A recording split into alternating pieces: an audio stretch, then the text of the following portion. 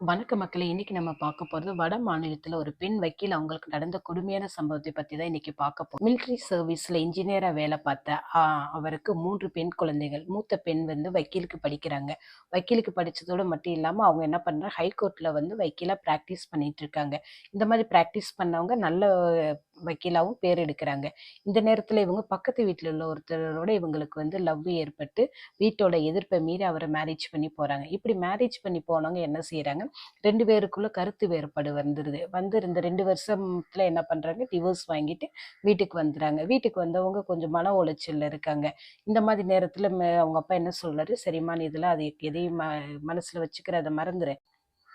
அவங்க அப்பா மறந்துருன்னு சொன்னதோட மேற்கொண்டு அவங்கள ஹையர் ஸ்டடியும் படிக்க வைக்கிறாரு. அத படிப்ப முடிச்சவங்க இன்னும் வந்து அவங்க என்ன பண்றாங்க, அந்த வடமாநிலத்தில இருக்கிற அந்த ஹைகோர்ட்ல வந்து அவங்க வந்து கவர்மெண்ட் லாயராவும் ஆயிர்றாங்க. சின்ன வயசுலயே வந்து ஒரு நல்ல பதவியிலேயே இருக்கிறாங்க.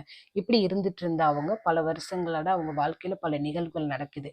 இந்த நிகழ்வுகளுக்கு இடையே நடந்துட்டு இருக்க நேரத்தில என்ன ஆகுது, ஒரு நாள் வந்து அங்க இருக்க போலீஸ் ஸ்டேஷனுக்கு ஒரு ஃபோன் கால் வருது. ஒரு அம்மா பேசுறாங்க, "சார் எங்க அபார்ட்மெண்ட்ல இருக்கிற ஒரு வீட்லேருந்து பயங்கரமா ஸ்மெல் வருது. என்னன்னு வந்து பாருங்க" அப்படின்னு சொல்லி சொல்றாங்க. அப்படி சொன்னவங்க போலீஸ்காரங்க போய் அங்க போய் வந்து அந்த அபார்ட்மெண்ட்ட ஓப்பன் பண்ணி பார்க்குறாங்க. அங்க பார்த்தா ஒரு பொண்ணு இறந்து கிடக்குறாங்க. அவங்க பக்கத்துல நெறைய நகை இருக்குது, பணம் இருக்குது, இதெல்லாம் இருக்குது. கடைசிக்கு அவங்க யார் என்ன அப்படின்னு பார்த்தா, நம்ம இதுக்கு முன்னாடி பார்த்தோம் பார்த்தீங்களா? அந்த வக்கீல் அவங்க தான் அங்க இறந்து கிடக்குறாங்க. அவங்களுக்கு என்ன நடந்தது? எதனால இப்படி ஆனாங்க? அப்படின்ற பத்தி மீதி டீட்டெயில்ஸ் நான் இப்ப உங்களுக்கு சொல்றேன் கேளுங்க மக்களே. இந்த பொண்ணு ஹையர் ஸ்டடி படிச்சுட்டு வந்து கோர்ட்ல வந்து பிராக்டிஸ் பண்ணிட்டு இருக்காங்க. அந்த நேரத்துல பார்த்தீங்கன்னா, அந்த ஸ்டேட்டோட டெப்டி சிஎம் கூட இவங்களுக்கு வந்து ஒரு பழக்கம் ஏற்படுது. இது ஃப்ரெண்டா பழகின இவங்க நாளடைவுல என்ன பண்றாங்க, இவங்க லவ் பண்ண ஆரம்பிச்சுறாங்க. இந்த டெப்டி சிஎம்க்கு வந்து ஏற்கனவே கல்யாணம் ஆகி 2 குழந்தைங்க இருக்குது. இந்த மாதிரி சூழ்நிலையில என்ன ஆகுது அப்படின்னா, அவரு இந்த அம்மாவ தீவிரமா லவ் பண்ண ஆரம்பிச்சுடுறாரு. 2 பேரும் ஒரு நாள் என்ன பண்றாங்க, மதம் மாறி வந்து அவங்க மேரேஜ் பண்ணிக்கிறாங்க. அதாவது முஸ்லீமா மதம் மாறிர்றாங்க. முஸ்லீம் மதத்துல 2வது கல்யாணத்துக்கு இடம் இருக்கு அப்படின்னு சொல்லிட்டு மதம் மாறி மேரேஜ் பண்ணிட்டு வந்து அந்த சிட்டில வந்து ஒரு அபார்ட்மெண்ட்ல வந்து குடியிருக்கிறாங்க. இப்படி இவங்களோட வாழ்க்கை ஒரு 40 நாள் நல்லா போயிட்டு இருந்தது. திடீர்னு பார்த்தா அந்த டெப்டி சிஎம் வந்து காணா போயிட்டாரு. எங்க போனாரு என்னன்னு தெரியல. கடைசிக்கு இந்த அம்மாவ எங்கேயும் தேடி பார்த்தாங்க. போலீஸ்ல கம்ப்ளைண்ட் குடுத்து பார்த்தாங்க. எதுவுமே தெரியல. அப்புறம் ஒரு நாள் பார்த்தா ஒரு போலீஸ்கார் வந்து அவங்க சொல்றாங்க, "அம்மா அவர் வந்து நாங்க டெல்லியில பார்த்தோம். அவர்ட்ட கேட்டோம். கேட்டப்ப அவர் சொன்னாரு, என்னோட முதல் மனைவிய நான் பார்க்க போறேன். அவங்கள எல்லாம் மறந்துட்டு அதெல்லாம் விட்டுட்டேன். பழையபடி என் வாழ்க்கைக்கு போறேன்னு" சொல்லிட்டு இடையில அவங்க ஒரு டெப்டி சிஎம்மா இல்லாம இருந்தாரு. மறுபடியும் வந்துட்டு அவங்க டெப்டி சிஎம் ஆயிட்டாரு. மறுபடியும் வந்து அவரோட அரசியல் வாழ்க்கைக்குள்ள அவர் போக ஆரம்பிச்சிட்டாரு.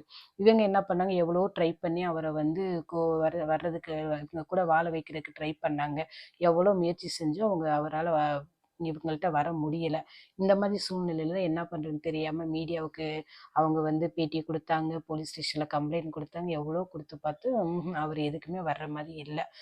அவரோட லைஃப் வந்து பார்க்க ஆரம்பிச்சுட்டாரு. அதாவது இவங்கள மேரேஜ் பண்ணி இருந்த காலத்துல அவங்க அப்பா கிட்ட இருந்து எந்த சொத்தும் வரல. டெப்டி சிஎம்ல இருந்து இவரு வந்து தூக்கிட்டதுனால, இல்ல நமக்கு லைஃப் வேணும் அப்படின்னு சொல்லிட்டு, அவரு இத என்ன பண்ணாரு, மறுபடியும் முஸ்லிம் மதத்திலிருந்து ஹிந்து மதத்துக்கு மாறி அவரோட வாழ்க்கைய அவர் தொடர ஆரம்பிச்சிட்டாரு.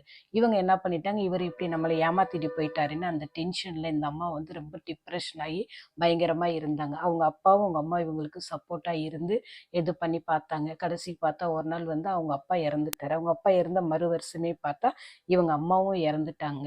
கடைசிக்கு இவங்களுக்கு ஹெல்ப் பண்றதுக்கோ, இல்ல இவங்களுக்கு ஒரு அட்வைஸ் பண்றதுக்கோ யாரும் இல்ல. சில ஃப்ரெண்ட்ஸ் இருந்தாங்க. இருந்தாலும் வந்து அப்பா, அம்மா இருக்கிற மாரி இருக்காதுல்ல. கடைசிக்கு இவங்களால என்ன பண்றதுன்னு செய்யாம, ஒரு நாள் அபார்ட்மெண்ட்ல வந்து இவங்க வந்து சாப்பாட்டுல எலி மருந்து கலந்து சாப்பிட்டுட்டு இறந்துட்டாங்க. டெட் பாடி கிடந்த இடத்துல கிடந்த பணம், நகை, அப்புறம் மற்றபடி இவங்கள்ட்ட வேற என்ன சொத்து பத்து இருக்கு எல்லாத்தையும் இன்வெஸ்டிகேஷன் பண்ண போலீஸ்காரங்க, இது எல்லாமே அவங்க சுயமா சம்பாரிச்சது அப்படின்னு தெரிஞ்ச உடனே, அவங்க தங்கச்சி 2 பேரையும் கூப்பிட்டு அந்த பண நகையெல்லாம் குடுத்துட்டாங்க. கடைசி வரைக்கும் இவங்க இறந்தது வந்து கொலையா, இல்ல வந்து விஷம் சாப்பிட்டு தான் இறந்தாங்களா அப்படின்றது உண்மை என்னன்றது தெரியல. பட் போலீஸ் வந்து இவங்க வந்து விஷம் சாப்பிட்டு தான் இறந்தாங்க அப்படின்னு சொல்லிட்டு ஃபைல க்ளோஸ் பண்ணிட்டாங்க. இவங்க லைஃப் நல்லா தான் இருந்து நல்லா போயிட்டு இருந்த ஃபர்ஸ்ட் லைஃப் தான் சரியில்ல. செகண்டாவது பார்த்து பண்ணணும்னு தெரியாம, இந்த படிச்ச பொண்ணு எடுத்த முட்டாள்தனமான முடிவுனால இன்னைக்கு அவங்களோட லைஃபே இல்லாம போயிருச்சு. நன்றி மக்களே! இன்னொரு உண்மை சம்பவத்தோட உங்கள சந்திக்கிறேன் மக்களே! நன்றி மக்களே!